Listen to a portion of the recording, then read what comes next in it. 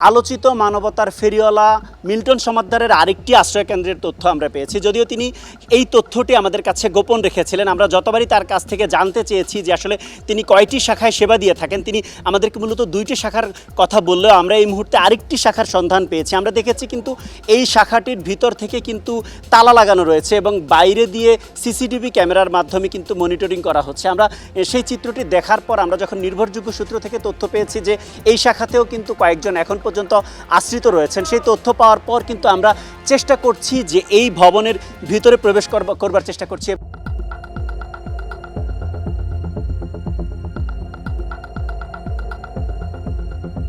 দুদিন ধরে তার সাথে যোগাযোগ করলেও আমরা জানতে পারিনি যে পাশে আরেকটি আশ্রয়কেন্দ্র রয়েছে, যে আশ্রয়কেন্দ্রে এসে আমরা দেখতে পেয়েছি মূলত আরও 3 জন কিন্তু এখানে রয়েছেন। তার মধ্যে 2 জন বিছানায় বসে আছেন এবং আমরা দেখতে পেয়েছি একজন কিন্তু রয়েছেন ওয়াশরুমে। আমরা এখানে একজনকে দায়িত্বে দেখেছি যিনি এই 3 জনকে দেখাশোনা করেন। আপনাদের এখান থেকে সব রোগীদের তো সাভারে নিয়ে যাওয়া হয়েছে, বাট 3 জন রোগীকে এখানে কেন রাখা হয়েছে? এদেরকে আসলে নিয়ে যাওয়া হয় না, কেন হয় না এটা সঠিক আমি বলতে পারবো না, কারণ আমি তো কাজ করি মাত্র 6 মাস এই জায়গায়।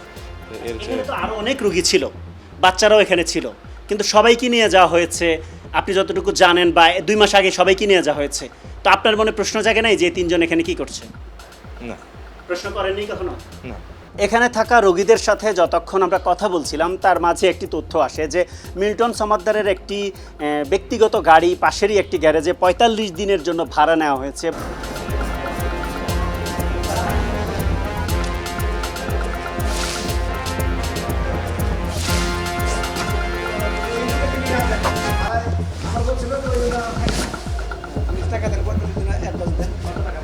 এইখানে গাড়ি অতদিন দেখলাম না, ওইখানে বলে কোনো গ্যারেজ আছে, পরে ওই গ্যারেজের তাহলে আপনি 1.5 মাস লেগে রাখবেন, 1.5 মাস লেগে ভাড়া দেওয়া যাবে না। পরে ওই জলিল স্যারের প্রফেসরের সাথে কথা হয়েছে, পরে একেবারে অ্যাডভান্স দিছে। পরে আমি বলছি যে আপনি মাত্র কিন্তু 45 দিনই রাখতে পারবেন, আর একদিনও কিন্তু রাখতে পারবেন না। ওই শাখার সম্পর্কে তো কিছু বলেন না, ওই শাখা সম্পর্কে একটু কিছু বলেন। তৃতীয় শাখা বলতে পাশেই যে এই শাখার পাশে যে আরেকটা শাখা আছে, দাদা আমাদের আগে 2টা ছিল, ওইটার থেকে তো আমরা সবাইকে এবং এইটার থেকে সবাইকে সাভারে শিফট করছি, যেহেতু সাভারে আমাদের নিজস্ব আবাসন উদ্বোধন করা হয়েছে 1 মার্চে, তখন তো ওইখান থেকে সবাইকে আমরা সাভারে শিফট করছি। কিন্তু এখনো তো ওইখানে লোকজন আছে না? ওইখানে তো ওরকম কেউ নাই, 2-3 জন লোক আছে। কিন্তু এই ব্যাপারটা তো আপনারা এড়ায়ে গেছেন বারবার। যেমন আমি দাদারে বারবার জিজ্ঞাসা করলাম কোথায় কোথায় আপনার সেবাগ্রহীতা আছে, কিন্তু দাদা তো এই ব্যাপারটা একবারও আনলো না যে আমার আরেকটা শাখা আছে, সেই শাখাতেও কিছু লোক আছে। না, ওইটাতে আমরা পুরোপুরি ওইটা আমরা ছেড়ে দিব। তো আর পিছনে আমাদের যেটা ছেড়ে দিবেন না?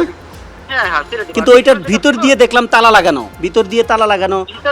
ভিতর দিয়ে তালা লাগানো? আপনি কোনটা দেখবেন? আমাদের পিছনে যেটা ছিল, আপনি কখন আসছেন? পিছনে যে মসজিদের সামনের যে গেটগুলো, এই গেটগুলোর ভিতর দিয়ে কিন্তু তালা লাগানো দেখলাম। ওইটাতে এর জন্য যে ওইটাতে লোকজন নাই, এর জন্য ছেড়ে দেওয়া। ভিতর দিয়ে তালা লাগানো বলতে, ভিতর দিয়ে বলতে কি, ওইখানে ওই ধরনের কোনো লোকজন নাই, 1-2 জন লোক আছে। কিন্তু ওইখানে বিষয়টা হচ্ছে যে ওইখানে আমরা কাউকে আশ্রয় দিচ্ছি না। এই জায়গাটা থেকে আমরা সবাইকে তাহলে ভিতরে যারা আছে ওনারা কারা, যারা ভিতরে আছে? আমাদের এখান থেকে ওনারা সেবা নিচ্ছে। আমাদের এখানে বৃদ্ধাশ্রমে যারা আছে তো ওনারাই নিচ্ছে, ভিতরে আছেন। দাদা কি সিরিয়াসলি অসুস্থ নাকি অন্য কোনো কারণে কথা বলতে চাচ্ছে না? এটা হচ্ছে তদন্ত চলতেছে, তদন্তের ইস্যুর জন্য এই মুহূর্তে কথা বলতে পারতেছেন না, কারণ এটা তদন্তের ওইখান থেকে আছে যে আমরা তদন্ত শেষ হবে, তদন্ত চূড়ান্ত প্রতিবেদন আসবে, দেন আপনারা মিডিয়ার সামনে বসবেন, কনফারেন্স করবেন।